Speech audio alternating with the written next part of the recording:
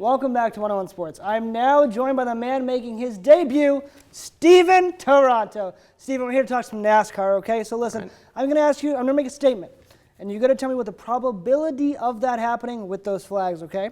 All right. My first one for you is, what is the likelihood that Brad Keselowski can once again be the Sprint Cup champion? I would be waving a yellow flag about now if I had one. Okay. Nobody can deny Brad Keselowski's ability behind the wheel and his resolve to live up to his title of champion. But there's been a change in the Penske camp this year as they're switching from Dodge to Ford. And even more significant, they're now getting their engines from Roush Yates instead of building their own in-house. Now the problem with that is Jack Roush has been head honcho at Ford for a very long time. Every team that runs a Ford in the Cup Series has to go through him if they want to be competitive. And I can guarantee you that Jack Roush, knowing him, isn't going to be upstaged by Penske Racing. As much as they want to say that they're working in lockstep, everything is fine and peachy, I guarantee he's not going to be giving Penske the same stuff. Listen, I like the fact that you gave that only a medium on the scale. I think that was a smart move on you. Okay, so listen, our next question.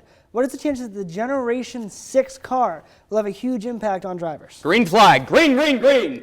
That's a high chance, right? Yes. Let's go back in time to 2006 when the last car, the car of tomorrow, was being tested. Everybody hated it. Yes. They said, this car sucks, we can't pass with it. NASCAR made the aero push even worse. It looks like a science project. Kyle Busch won the very first race of the car and then said in victory lane that he couldn't stand to drive it. Now let's fast forward to 2012, testing with the Gen 6 car. Feedback is very positive from both the teams and the drivers. It's a little too early to make a verdict on how the car will race yet, but based on what they've been saying, there's a very high chance that we'll see an improvement over the car of tomorrow, as we called it. And you certainly think it's going to help immediately? It probably will. We saw Greg Biffle and Jamie McMurray really have their moments in testing, so I'm looking forward to it. It should be interesting to see how this car races. Awesome. I got one more for you, okay? All right. What is the likelihood that Danica Patrick will finish in the top 5 at the Daytona 500? Red flag. We're stopping the cars on the backstretch. Now, Danica Patrick has a very fast car. She's been fast in testing. Obviously, she was fast in qualifying. That goes without saying.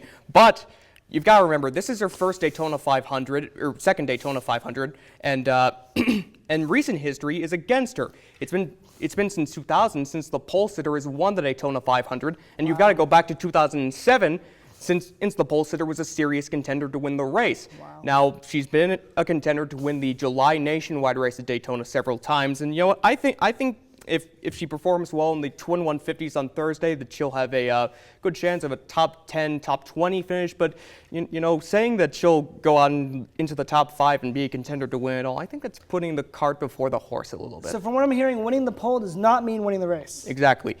Winning the pole at Daytona is mostly the crew preparing the car. The driver just has to stand on the gas and hold a steady wheel. Sir, it was a pleasure. All right. My pleasure.